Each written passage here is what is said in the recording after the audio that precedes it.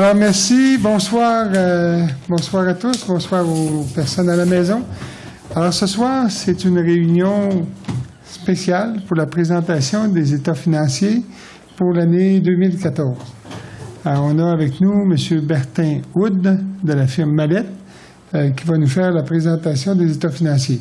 Il n'y a pas comme tel de réunion officielle, c'est-à-dire que c'est une réunion tout simplement pour la présentation au public des états financiers. Alors, M. Bertin, on vous écoute. Alors, bonsoir, M. le maire, membre du conseil.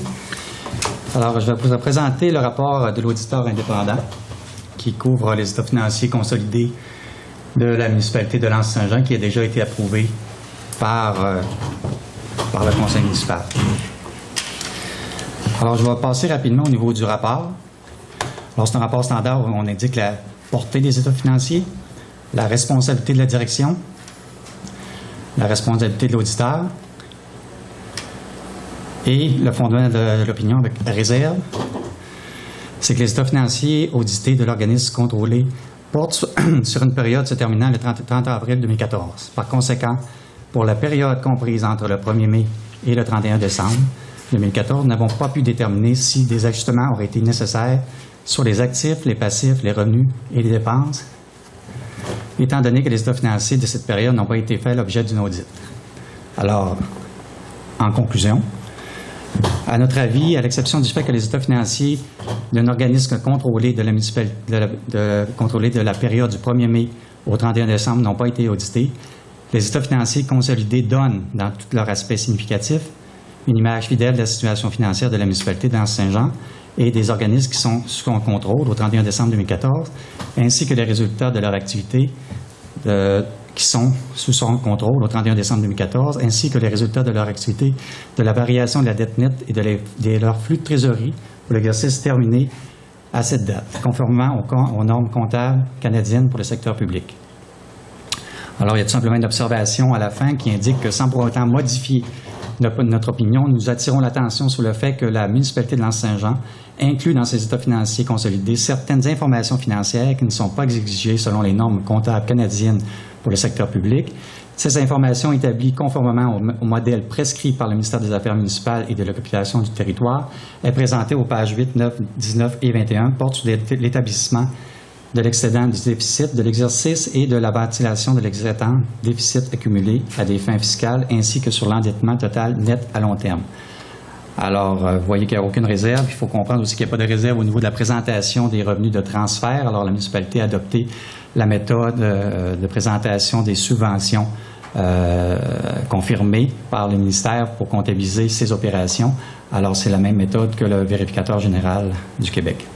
Alors, nous avons signé évidemment ces états financiers en date du 29 avril 2015 par Mallette, Société de comptables professionnels agréés. Alors, comme il a été convenu avec M. le maire et le conseil, nous allons présenter une version abrégée des revenus et dépenses par rapport que les états financiers sont composés d'une 50aine de pages. Alors, pour aller plus rapidement, on va présenter la présentation sommaire de quelques pages de revenus, de dépenses d'administration et des dépenses d'investissement, ainsi que le bilan. Alors, vous avez l'information sectorielle consolidée des résultats détaillés par organisme. Alors, vous avez la première colonne qui est le détail des réalisations pour l'administration municipale, soit les revenus et dépenses. Pour ce qui est du budget 2014 municipal également. Pour ce qui est de la réalisation 2014, alors vous avez l'administration municipale ainsi que les organismes contrôlés.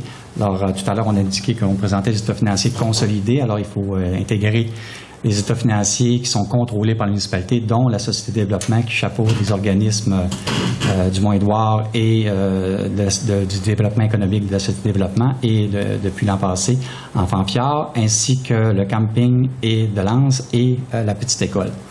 Alors, évidemment, ces informations-là, en termes de revenus et dépenses, sont présentées dans la section des organismes contrôlés.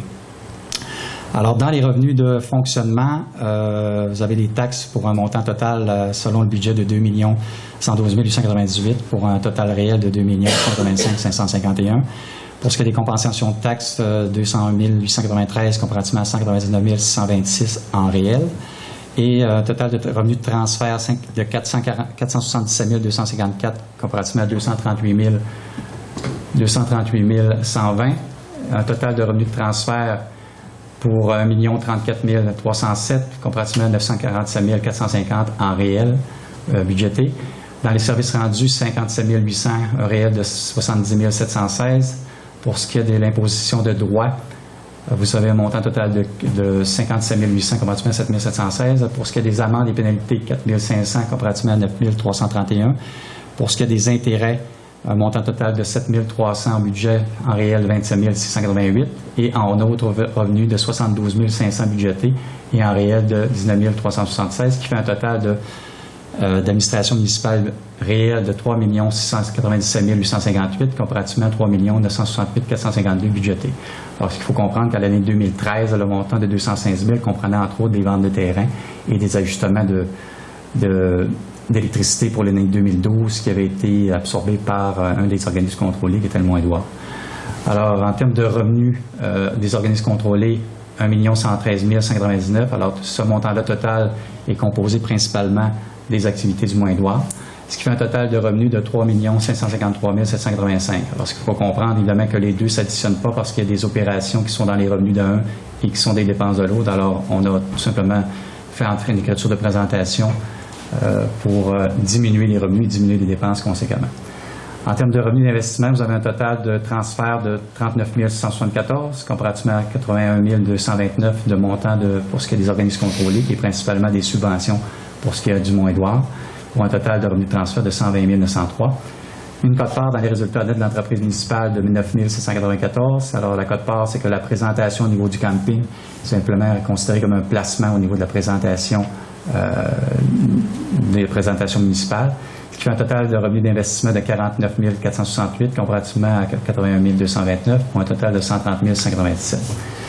Dans les charges, vous voyez qu'en totalité, dans les montants réels, 3 972 134 comparativement à 3 966 452. Alors, le montant est pratiquement en équilibre quand on compare, sauf qu'évidemment, en termes de normes comptables, c'est que l'amortissement n'est pas considéré comme une dépense au niveau des normes comptables. Alors, ce montant-là, on va le voir tout à l'heure, c'est qu'on va tout simplement l'enlever pour nous ramener à des normes fiscales. Ce qui fait qu'en date du 31 décembre 2014, la municipalité dégageait pour ce qui est de l'administration municipale un déficit de 224 808 comparativement à un excédent de 31 746 au niveau des organismes contrôlés du périmètre, dans ce qui fait un déficit net de 193 062. Alors ça, c'est au niveau des normes comptables. Alors comme vous le savez, c'est que chacune des municipalités sont administrées selon des normes fiscales, alors à des fins de taxation. Alors on ramène le déficit du 31 décembre à des fins comptables en excédent au déficit fiscal. Alors, du montant total ici, ce montant-là de 193 000 est reporté à des fins fiscales. Ce qu'on vient faire, c'est qu'on vient enlever les revenus d'investissement qu'on doit considérer autrement, qu'on va voir tout à l'heure en termes d'exploitation, puisqu'ici, on a un excédent déficit de fonctionnement des fins fiscales, alors c'est pas d'investissement. Alors, on enlève les revenus. On enlève également la portion des amortissements. Alors, qu'il faut comprendre, c'est qu'on ne budgète pas un montant au niveau municipal, au niveau de l'amortissement, sauf qu'au niveau comptable, on doit le comptabiliser. Donc, on vient l'enlever du montant qui est inclus dans le déficit. La dépréciation, c'est l'amortissement, c'est une dépréciation des immobilisations acquises de la municipalité. Alors, pour 585 942.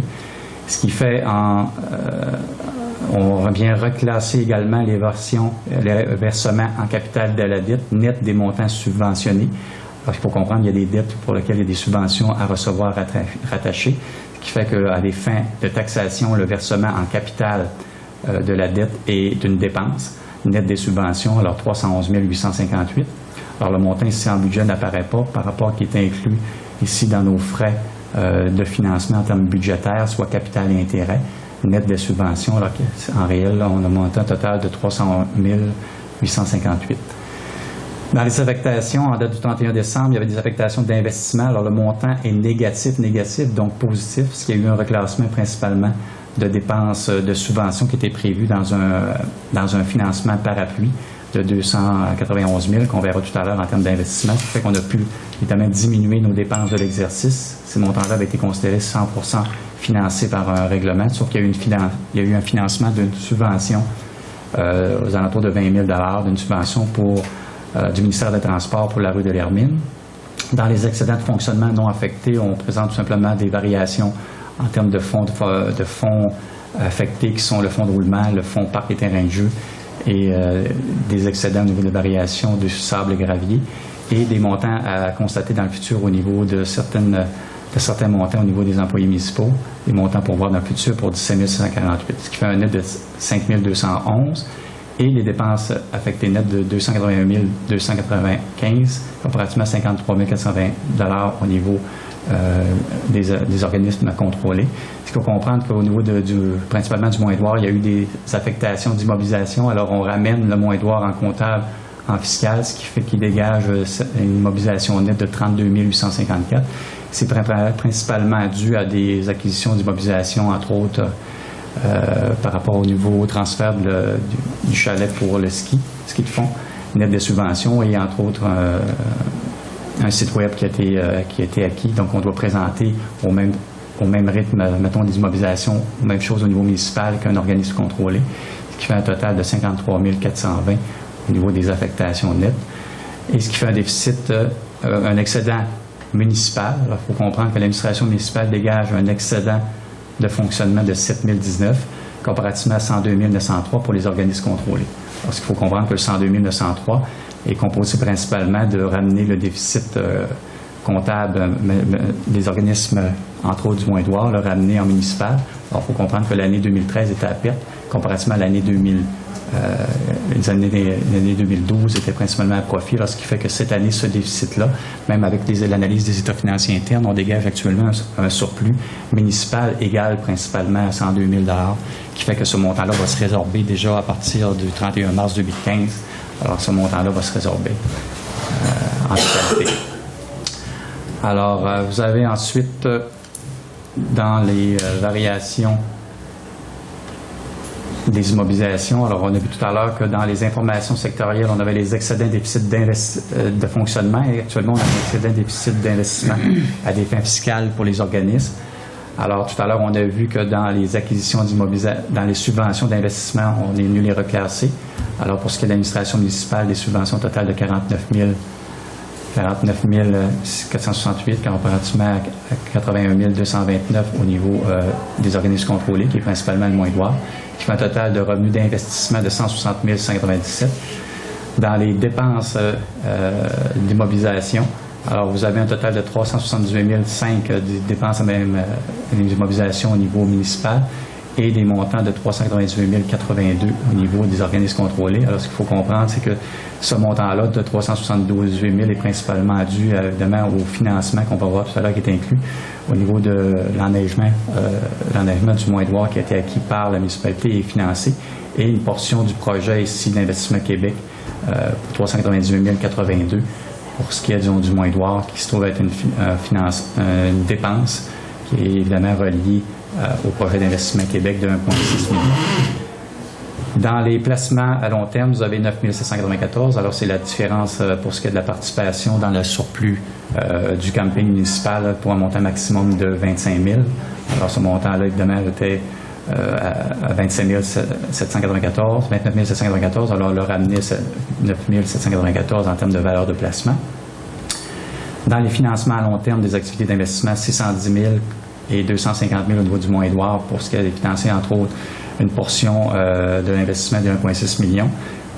Et dans le financement à long terme, vous avez ici le 320 000 qui était le financement au niveau de l'acquisition du système d'enneigement et du financement par appui de 290 000 qui a été évidemment dépensé en 2013, mais la réception du financement est venue en 2014, qui fait un total d'excédent d'investissement de l'exercice de 286 158, comparativement à 33 999 de déficit. Alors, ce qu'il faut comprendre, c'est que l'excédent est composé principalement du financement de 290 000 qui était au niveau du financement par appui, qui fait qu'on a dépensé en 2013, mais qu'on a eu le financement par après. Alors, l'an passé, on était à déficit d'investissement. Et vous avez le dernier état, qui est qu'on appelle l'état sectoriel consolidé de la situation financière par organisme. Alors, ce qu'on appelle dans la vraie vie un bilan au 31 décembre. Alors, le bilan, c'est une photo des actifs et des passifs financiers. Alors, en date du 31 décembre, pour ce qui est de l'administration municipale, il y avait une encaisse de 34 844 et une encaisse au niveau des organismes contrôlés, mais principalement du Moindroit pour 99 162, ce qui fait un total de 133 817. Au niveau des débiteurs, 2 388 244, comparativement à 188 685 des organismes contrôlés, ce qui fait un total de 1 729 815.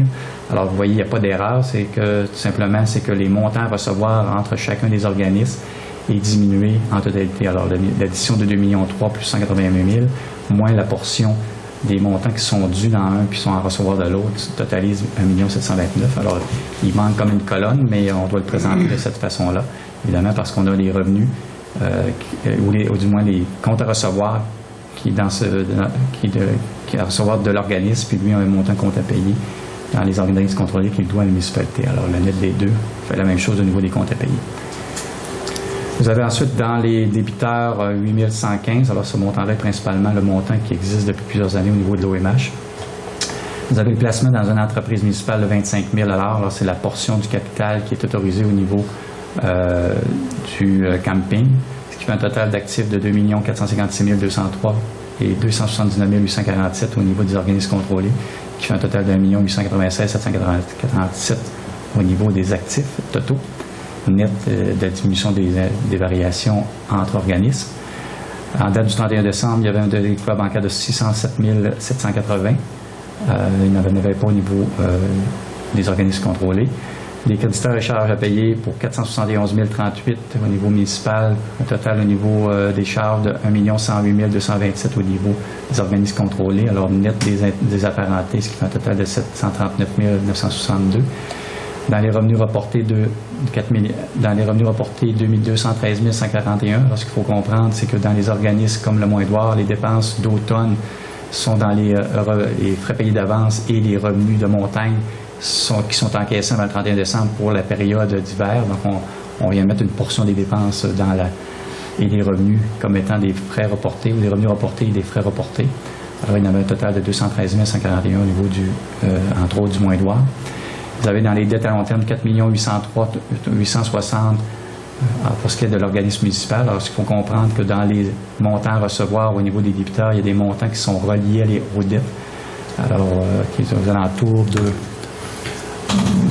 de montants de, je peux vous dire, Quand tu dis qu'ils sont reliés aux dettes, c'est des montants qu'on a à recevoir. À recevoir, dans le sens que le montant total de 4 millions 4 800 000, 803 860. Dans ce montant-là de 2 388 000, il y a un montant de 920 000 qui est à recevoir du gouvernement du Québec. Donc, il y a 1 million de moins de dettes. Ce montant-là est à recevoir pour le remboursement de la dette. C'est ça. Alors, dans ce montant-là, on doit le présenter comme étant un montant à recevoir. On ne doit pas le présenter en diminution de la dette. Okay. Au niveau des résultats, tout à l'heure, on a vu que le remboursement en capital, on présente le net entre la portion capitale de la dette et la portion de subvention du montant à recevoir en termes de dépenses nettes. Alors, ce qui fait un total de 4 803 860. Pour ce qui est du Mont-Édouard, 287 337 au niveau des dettes, ce qui fait un total de 5 91 197. Ce qui fait un total de passifs pour évidemment l'administration municipale pour 5 882 676, comparativement à 1 606 705 au niveau des organismes contrôlés, ce qui fait un total de 6 652 080 $. Et ce qui fait un actif net, dette nette dans notre cas, entre le montant des actifs versus les dettes de 3 426 475, comparativement à 1 328 858 des organismes contrôlés, pour un total de 4 755 333. Dans les actifs financiers, alors on retrouve de ce bloc-là, évidemment, l'aspect dette nette, c'est tout simplement pour payer. Maintenant, qu'est-ce qu'on pourrait payer à court terme, qui est présenté à court terme et à long terme en termes de liquidité immédiate. Maintenant, si on voudrait faire un chèque demain matin, c'est 3 426 475. En termes d'actifs non financiers, évidemment, la portion des dettes, vous avez toutes les immobilisations acquises par la municipalité pour 13 796 088, comparativement aux organismes apparentés, qui est principalement le Moins-Edouard, pour des actifs totaux de 1 153 999, qui fait un total de 14 950 087. Alors évidemment, dans ça, on a dans l'aspect municipal l'acquisition de la montagne et des équipements qui apparaissent. Et évidemment, principalement au niveau des organismes contrôlés, la portion Moins-Edouard, qui sont les coûts qui avaient été reliés évidemment dans certains projets d'immobilisation antérieure.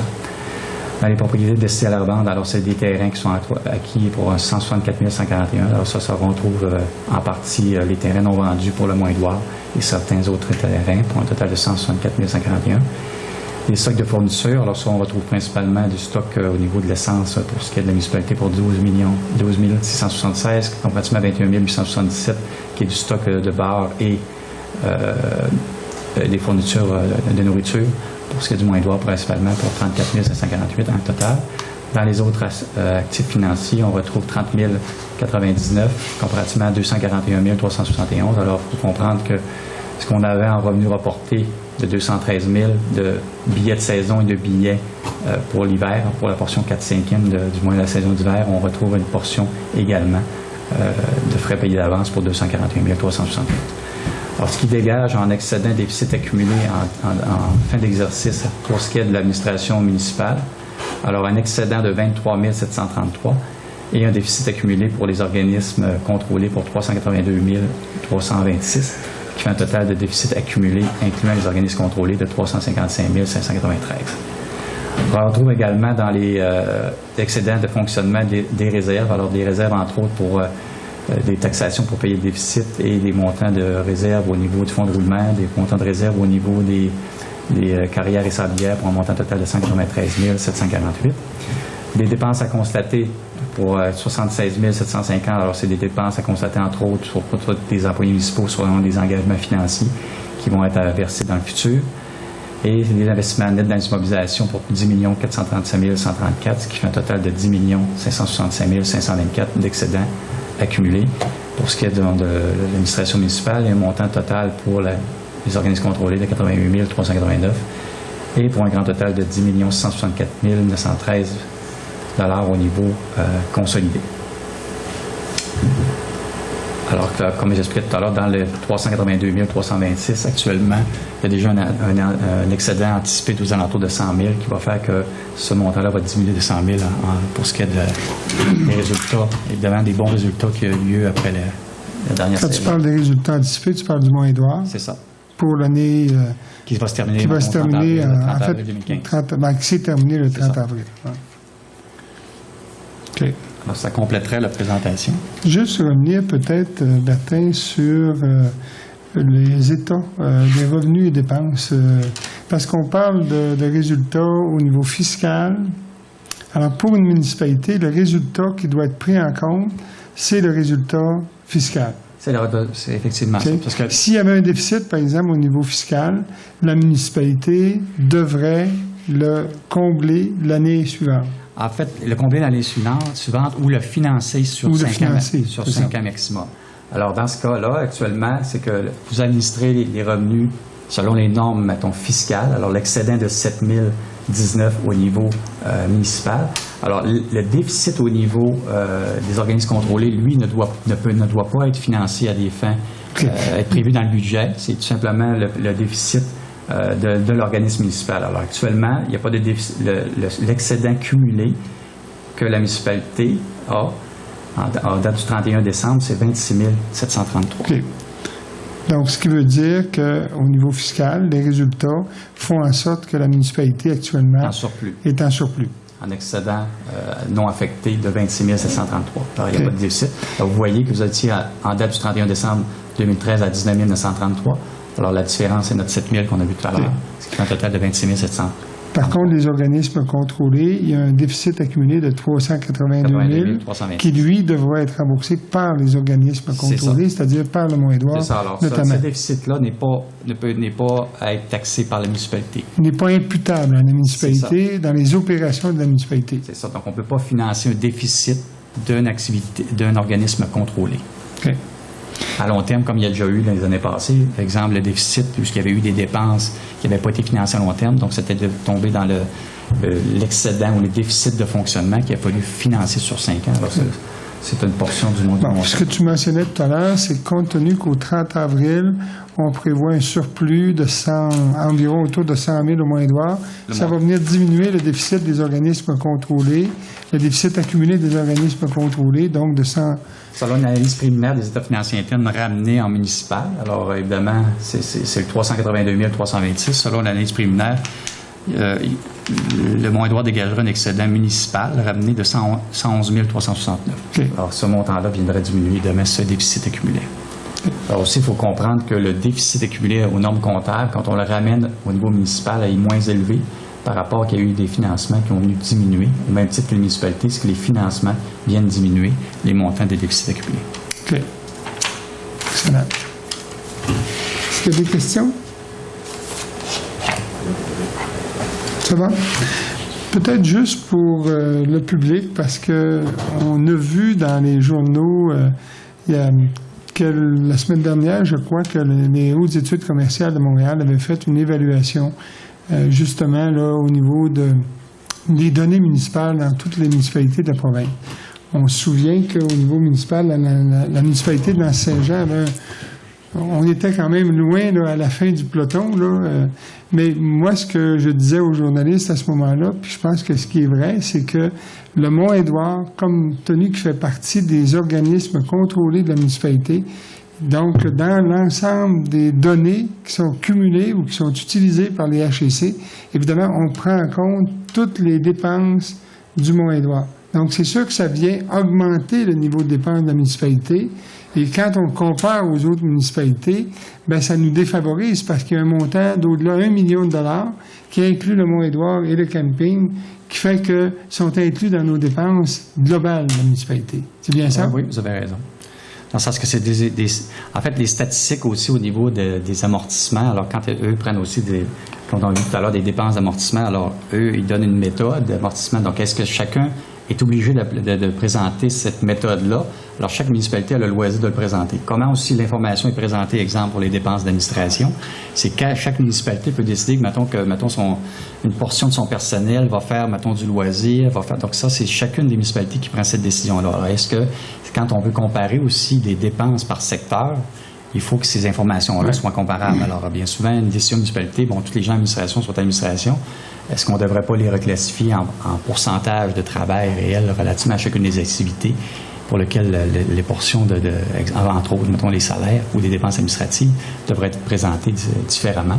Bon, avec les chiffres, on peut dire beaucoup d'informations qui peuvent être trompeuses, mais cette information-là, dans ce cas-là, effectivement, au niveau de l'administration municipale, c'est qu'on l'a actuellement, vous avez, ce qu'on appelle des organismes du périmètre comptable que, comparativement à d'autres organismes, parce qu'il faut comprendre que vous avez des dépenses qui sont supplémentaires, exemple, au Mont-Édouard, par rapport à des organismes contrôlés que des autres organismes n'ont pas. Ce qu'il faut comprendre aussi. Quand tu dis les autres organismes, tu parles des autres municipalités. D'autres municipalités. Puis, exemple, vous avez aussi des coûts de service qui sont différents par rapport, exemple, à ce que vous offrez comme coût de service par rapport à d'autres municipalités. Exemple, comme le centre de ski, vous avez une dette qui est relativement à ça, mais le centre de ski est un actif. C'est pas comme, exemple, une immobilisation qui est un exemple des égouts municipaux, exemple, qui est un coût que vous ne pouvez pas revendre. Alors, ça aussi, c'est pas comparable en termes mettons, de dette, parce que c'est une dette, mais qui peut être, exemple, revendue par la suite. Alors ça, c'est un élément, exemple, d'actif ou de dette qui est relié à un actif qui peut être revendu. C'est pas le cas actuellement, mais c'est une présentation que, si on compare avec d'autres organismes, qui n'est pas comparable. Ouais. Puis ça va être la même situation l'an prochain, parce que le Mont-Édouard va continuer de faire partie de nos dépenses. Puis en plus, évidemment, compte tenu aussi que la municipalité supporte ou apporte un aide au Mont-Édouard de 150 000 par année, ça vient aussi affecter l'ensemble de nos résultats. Puis ça vient affecter aussi notre rang dans l'ensemble des municipalités du Québec. Alors ça, j'aurai l'occasion d'en reparler parce que, évidemment, quand on regarde le résultat de cette étude-là, de cette analyse-là, bien, on est porté à croire que l'Anse-Saint-Jean, c'est une municipalité qui dépense beaucoup. Mais quand on regarde les éléments qu'on prend en compte, bien, c'est sûr que, oui, en incluant le Mont-Édouard, on a un niveau de dépenses très élevé. Et si on mettait de côté toute la partie des dépenses du Mont-Édouard, on se comparerait probablement à d'autres municipalités de la province. Et j'aurai l'occasion de revenir là-dessus puis d'expliquer peut-être plus en détail certains éléments de ce rapport-là pour pouvoir bien comprendre les données. Entre autres, bon, ils ont changé les statistiques, entre autres, pour exemple, la dette par capita. Quand on présentait la dette, antérieurement, on le présentait par le nombre de résidents. Alors actuellement, c'est rendu présenté par valeur, mettons, de... Mais richesse foncière uniformisée. C'est ça. Alors ça, cet élément-là, évidemment, est mieux que de dire qu'on va présenter, comme l'Anse-Saint-Jean la municipalité était toujours désavantagée par rapport qu'on présentait l'information par nombre de résidents. Mais quand on sait que le nombre de résidents le non-résident est pratiquement la moitié, puis les dettes puis les services reliés aux non-résidents, évidemment, cette statistique-là était faussée antérieurement. Sauf que là, ils ont ramené ça en valeur.